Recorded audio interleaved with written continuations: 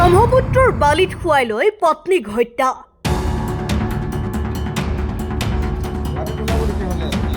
ব্ৰহ্মপুত্ৰত পেলোৱা মৃতদেহ বিচাৰি খাৰুৱাবন্ধা আৰক্ষীৰ অভিযান। বাংলাদেশলৈ উটি যোৱা এগৰাকী মহিলাৰ মৃতদেহ বিচাৰি খাৰুৱাবন্ধা আৰক্ষীয়ে চলাইছে অনুসন্ধান।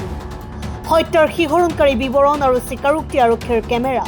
মাজিদা বেগম নামৰ 39 বছৰীয়া মহিলাগৰাকী যোৱা 22 নৱেম্বৰ পুৱা 7 বজাত হঠাৎ ঘৰৰ পৰা নিৰুদ্দেশ হৈ পৰে। দুদিন ধৰি সন্ধান নোপোৱাত পৰিয়ালে 24 নৱেম্বৰত খাৰুৱাবন্ধা আৰক্ষী চকীত এখন এজাহাৰ দাখিল কৰে। লগে লগে খাৰুৱাবন্ধা আৰক্ষীয়ে আৰম্ভ কৰে অনুসন্ধান। মহিলাগৰাকীৰ দ্বিতীয় স্বামী আব্দুল সবুৰ শেখৰ সৈতে অন্তিমবাৰৰ বাবে অসম মেঘালয় সীমান্তৱৰ্তী বটেৰতল বজাৰত চাহ খোৱা অৱস্থাত দেখা গৈছিল দুয়োকে। এই খবৰৰ আঁত ধৰি খাৰুৱাবন্ধা আৰক্ষীয়ে ঘটনাৰ অনুসন্ধান চলায়। দ্বিতীয় স্বামী সবুৰক গ্ৰেপ্তাৰ কৰি জেৰা কৰাত আৰক্ষীৰ ওচৰত স্বীকাৰ কৰিছে হত্যাৰ কথা।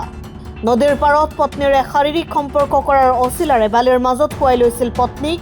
তাৰ পিছতে পৰিকল্পিতভাৱে পকেটত ৰখা ৰছীৰে হাত বান্ধি ডিঙি ৰেপি হত্যা কৰে পত্নী মাজিদা। মৃতদেহ দিনৰ পোহৰতে ব্ৰহ্মপুত্ৰত পেলাই দিয়া বুলি আৰক্ষীৰ ওচৰত স্বীকাৰোক্তি দিছে। ইতিমধ্যে গ্ৰেপ্তাৰ হোৱা সবুৰক আৰক্ষীয়ে আদালতত হাজিৰ কৰিছে। ঘটনাৰ অধিক তদন্তৰ বাবে প্ৰথমে 5 দিনৰ জিম্মাত লোৱাৰ পিছত পুনৰ 4 দিনৰ জিম্মাত লৈছে। ঘটনাক লৈ আৰক্ষীয়ে এক সংবাদমেলৰ আয়োজন কৰে। আমাৰ তাতে এটা ইনফৰমেশ্যন মিচিং ইনফৰমেশ্যন ৰিপৰ্ট হৈছিলে 25/11/2024 মানে মজিদা খাতুন এগৰাকী মহিলা তেওঁ মিচিং হৈছে 22 নৱেম্বৰ 2024 ৰাতিপুৱা 8টা বজাৰ পৰা মিচিং হৈ আছে। তো একৰ্ডিংলি আমি এটা মানে মিচিং এন্ট্ৰি ৰেজিষ্টাৰ কৰি আমি এটা ইনকুৱাৰী আৰম্ভ কৰিছিলোঁ।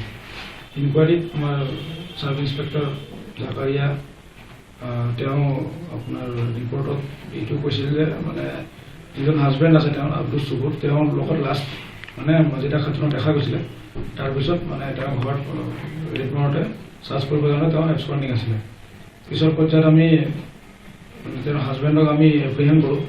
এপ্ৰিহেণ্ড কৰোঁতে তেওঁ ডিটেইল ইণ্টাৰগেশ্যন যেতিয়া আমি তেওঁ ডিছক্ল'জ কৰোঁতে তেওঁ এইটো এডমিট কৰে যে তেওঁ এটা মানে পৰিকল্পিতভাৱে তেওঁ নিজৰ মানে ৱাইফক মানে মাৰ্ডাৰ কৰিছে।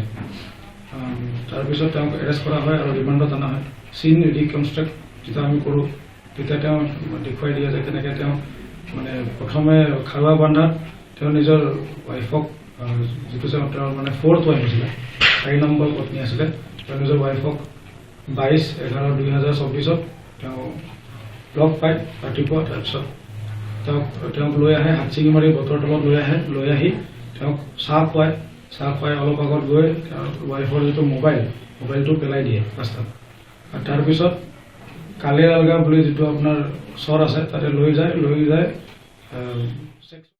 ইণ্টাৰক'ৰ্চ কৰিম বুলি তাতে মানে যিহেতু মানে অলপ মানুহ কম তাতে ছেক্সুৱেল ইণ্টাৰক'ৰ্চ কৰিম বুলি তেওঁক আগতেও শুৱাই লৈ তেওঁক ডিঙিত চেপি হত্যা কৰাৰ পিছত তেওঁৰ লগতে ঘৰৰ পৰা অনা ৰছী লৈ তেওঁ ডিঙি চেপি তেওঁক প্ৰথমে মাৰি পেলাই তাৰপিছত তেওঁক নদীত উটুৱাই দিয়ে। তাৰপিছত এতিয়া এইখিনি এৰিয়া যিটো মানে কালে আলগা এইখিনি আপোনাৰ বাংলাদেশ বৰ্ডাৰিং হয়। তো আমি এতিয়া ডেড বডি ৰিকভাৰ কৰিবৰ কাৰণে আমি অলৰেডি BSF লগত কমিউনিকেট কৰি আছোঁ আৰু আমি কোৰ্টতো ৰিকুৱেষ্ট দিম মানে সেইফালে যিটো আমাৰ কাউণ্টাৰ পাৰ্ট আছে ইণ্ডিয়াৰ লগত সেইখিনি মানে ডেড বডিটো বিচাৰি আমাক মানে হেৰি কৰিবৰ কাৰণে বৰ্তমান তেওঁ আমাৰ কাষ্টডি আছে। আমি প্ৰথম 5 দিনৰ ৰিমাণ্ড লৈছিলোঁ, তাৰপিছত আমি আকৌ এক্সটেণ্ড কৰি 4 দিনৰ ৰিমাণ্ড লৈছোঁ। গোটেইখিনি যিখিনি তেওঁ কথা কৈছে এইটো আণ্ডাৰ ভিডিঅ'গ্ৰাফী আমি ৰেকৰ্ডিং কৰি লগতে যিখিনি আমাৰ সাক্ষীবাদী আছিলে মানে এক্সিকিউটিভ মেজিষ্ট্ৰেট তাৰ লগতে ৰেচপেক্টেবল আমাৰ বজাৰ কমিটিৰ মানে প্ৰেচিডেণ্ট লগতে আমাৰ গাঁওবুঢ়া এজন আছে তেওঁলোকক মানে ডিছক্ল'জাৰ ষ্টেটমেণ্টত তেওঁলোকৰ মানে ষ্টেটমেণ্ট লোৱা হৈছে। এইখিনি আমাৰ গোটেই ইনভেষ্টিগেশ্যনটোত আমাৰ IC খাৰুৱাবন্ধা লগতে আমাৰ মানে SI আকাশী নিয়োগ তেওঁ আয়োগ হয় আৰু ASI বাহাৰুল ইছলাম এই গোটেই টিমটোৱে মানে গোটেই কেছটো ক্ৰেক কৰিছে। এটা মিচিং এণ্ট্ৰিৰ পৰা যে এইটো বস্তুটো এজন মাৰ্ডাৰ কেছ আমি এইটো এষ্টাব্লিছ কৰিব পাৰিছোঁ। একচুৱেলি ডেড বডিটো আমি ডাউট কৰিছোঁ যে বাংলাদেশৰ ফালে যাব লাগে, কাৰণ এইফালে যি মানে আগৰ প্ৰিভিয়াছ হিষ্ট্ৰী আছে এইফালে যদি কিবা ডেড বডি বা কিবা হেৰি হয় তেনেহ'লেতো বাংলাদেশ ফালে ওলাই কিন্তু আমাৰ ইনভেষ্টিগেশ্যন চলি আছে বৰ্তমানলৈকে তেনেকুৱা আমি পোৱা নাই এইটো মানে নিজে এডমিট কৰিছে যে তেওঁ আগৰ পৰা এইটো প্লেন কৰি কৰিছে মানে নিজৰ ৱাইফক তেওঁ মানে একচুৱেলি মানে মাৰ্ডাৰ কৰিব বিচাৰিছে তেওঁৰ ইণ্টেনশ্যন আছে বিকজ তেওঁ মানে বেলেগৰ লগত ৰিলেশ্যনশ্বিপত আছিলে সেই বস্তুটো তেওঁ মানে সেইটো out of revenge extramarital এফেয়াৰ্ছত মানে ৰিভেঞ্জত তেওঁটো কৰিছে এইটো আমাৰ ইনভেষ্টিগেশ্যন ওলাব এতিয়ালৈকেতো মানে তেওঁ যিখিনি কথা কৈছে সেইটো আমি কৰপৰেট কৰিব লাগিব যে কাৰ লগত ৰিলেশ্যন মানে